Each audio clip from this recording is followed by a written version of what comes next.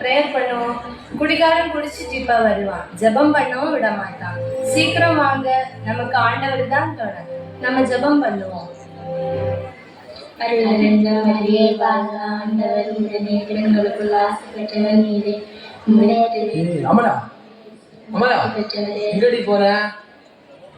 ஜெபம் பண்ணிட்டு இருக்கிறியாடா? நல்லா பண்ணு பண்ணு. ஆண்டவன் ஜெபத்தை கேட்டாரா? நானும் கேட்டு பார்த்தேன்.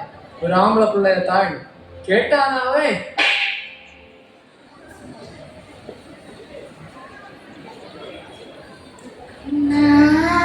பசிக்குது அம்மா, பசிக்குது அம்மா, பசிக்குது.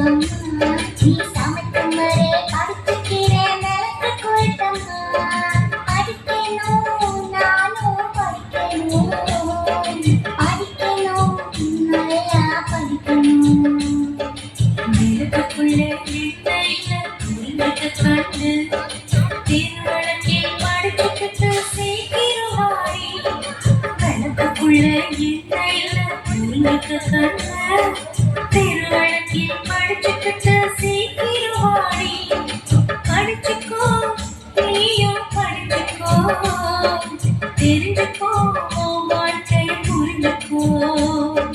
படிச்சுக்கோ, நீயும் படிச்சுக்கோ, தெரிஞ்சுக்கோ, வாழ்க்கையை புரிஞ்சுக்கோ. பிள்ளைகள் வளர்ந்து 10 ஆண்டுகளுக்கு போகுது. அம்மா, இன்னைக்கு +2 ரிசல்ட் வந்திருக்கு. நல்ல மார்க் வாங்கியிருக்கேன். என்ன பிஎஸ்சி படிக்க வைக்கியா? எப்படி பெரிய படிப்பு படிக்க வைக்க முடியும்? நம்ம அப்பா என்ன அம்பானியா? நம்ம குடும்பத்துல தெரிஞ்ச இப்படி கேட்கிறேன். அமலா, அமலா, நல்ல மார்க் வாங்கினாலாமே, என்ன படிக்க வைக்க போற? அவன் பிஎஸ்சி நர்சிங் படிக்கணும்னு சொல்லியா? என்னது பிஎஸ்சி நர்சிங்கா? ஒட்ட பிள்ளை பெற்று வச்சுட்டு படிக்க வைக்க போறான். நம்ம படிக்க வைக்க படிச்சு கிழிச்சதெல்லாம் போதும். ஏன்னா கூட்டுவாருன்னு பையன் ஒருத்தன் இருக்கான், அவனையும் பிடிச்சு கட்டி வைப்போம். யாரு? அந்த டாஸ்மாக் கூட்டாளி ஆரோக்கிய சாமிக்கம்மாவனா? உன்னை கட்டிக்கிட்டு நான் என் வாழ்க்கையை சீரழிச்சது போதாதா? அந்த குடிக்கார பையனுக்கு கட்டி கொடுத்து என் பொண்ணு வாழ்க்கையை நாசமாக்கவா பார்க்குற? ஏதாவது வழி இருக்கான்னு பார்ப்போம். எதுக்கும் நம்ம சாமியார் கிட்ட பேசி பார்ப்போம். ரூபாய் செலவு ஏதாவது உதவி செய்வாரு. அம்மா அம்மா, ஃபாதர்கிட்ட பேசி பார்ப்போம். அம்மா வாமா.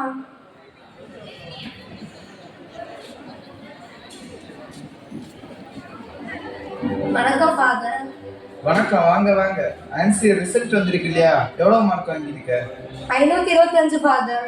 நல்ல மார்க் வாங்கியிருக்கே. நெக்ஸ்ட் என்ன பிளான் வச்சிருக்க? அதுக்கு தான் ஃபாதர் உங்களை பார்க்க வந்தோம். பங்கு பெறுவழி ஒரு ஏழையை படிக்க வைப்பாங்க இல்லையா? அந்த சீட்டை இவளுக்கு வாங்கி கொடுப்போமா? ஃப்ரீ சீட்டா? அவங்க அப்பா படிக்க வைக்க மாட்டாரா? ஓ, நீங்க புதுசு இல்ல, உங்களுக்கு அவரை பத்தி தெரியாது இல்ல.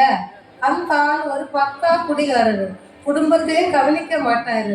குடிச்சு குடிச்சு அவருக்கு உடம்ப தடுத்தது மட்டுமில்லாம ஊர் முழுக்க கடனை வாங்கி வேற வச்சிருக்காரு.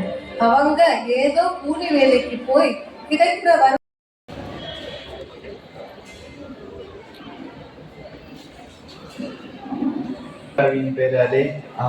சரி, குடிகார சூசைட்டியா பொண்ணு தானே, தரலையும் தோப்பரும் என்ன குத்துக்கலாட்டவங்க இருக்க, நம்மளா படிக்க வைக்கணும். நமக்கே தெரியல அந்த குடும்பத்தோட நிலைமை. நீங்களே சொல்லுதிய குடிகார பையன் டெய்லி அங்க நடக்க கூத்த பக்கத்துல இருந்து படிக்கிறதால எனக்கு நல்லா தெரியும். அந்த பிள்ளை படிக்க நல்லா ஆசைப்படுவான். நல்லா படிக்கிற பிள்ளை வேற. நாம இப்போ கொஞ்சம் தூக்கி விட்டுட்டா அந்த குடும்பமே நல்லா வந்துருமே. அப்ப நம்ம இவளுக்கு இப்ப ஹெல்ப் பண்ணுவோம். அவ படிச்சு வேலைக்கு போய் இந்த பணத்தை திருப்பி தர சொல்லி அந்த தொகையை இந்த மாதிரி ஏழை பிள்ளைங்க கல்விக்காக நம்ம தொடர்ந்து பயன்படுத்தலாம். ஓகேவா? ஆமா பாதர், இது ஒரு நல்ல திட்டமா தான் இருக்குது. இந்த தீர்மானமாக பதிவு செய்த ஏழை கல்வி நிதிக்கான பண்டாக இந்த தொகையை வைத்திருக்கிறோம். ஆன்ஷி படித்து முடித்து கடனையும் திருப்பி செலுத்தி தனது இரு தங்கைகளையும் பிஎஸ்சி நர்சிங் படிக்க வைக்கிறார்.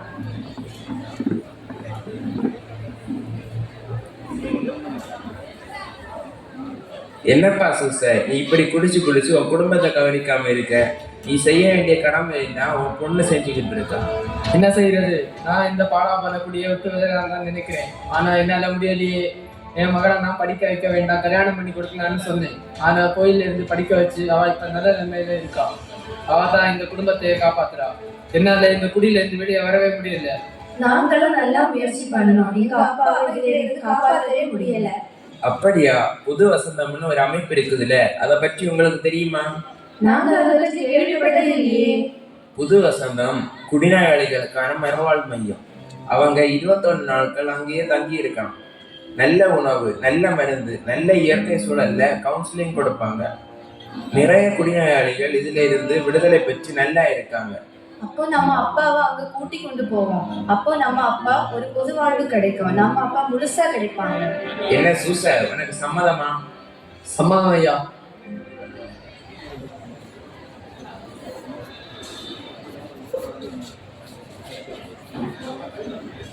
வணக்கம் ஃபாதர். வணக்கம். இவர் குடிநோயாளி. இவரை புது வசந்தத்துல சேர்த்து மறுவாழ்வு கொடுக்கலாம்னு கூட்டிக்கிட்டு வந்திருக்கோம். அப்படியா? ரொம்ப சந்தோஷம். ஒரு குடிநோயாளி திருந்தினா எங்களுக்கு மிகவும் மகிழ்ச்சி. இங்க உள்ள விதிமுறைகளை எல்லாம் நீங்க அவங்களுக்கு சொல்லியாச்சுல? சரி, நீங்க அவரை விட்டுட்டு போங்க. நாங்க அவரை ஒரு முழு மனுஷனை மாற்றி காட்டுறோம். ரொம்ப நன்றி. என் பொண்ணு தான் எங்க குடும்பத்துக்காக ரொம்ப கஷ்டப்பட்டுட்டு இருக்கா. இனி என் பொண்ணு கல்யாணத்துல இவர் நின்று எல்லா பொறுப்பையும் எடுத்து செய்து ஒரு நல்ல அப்பாவா தன் கடமையை நிறைவேற்றாங்க.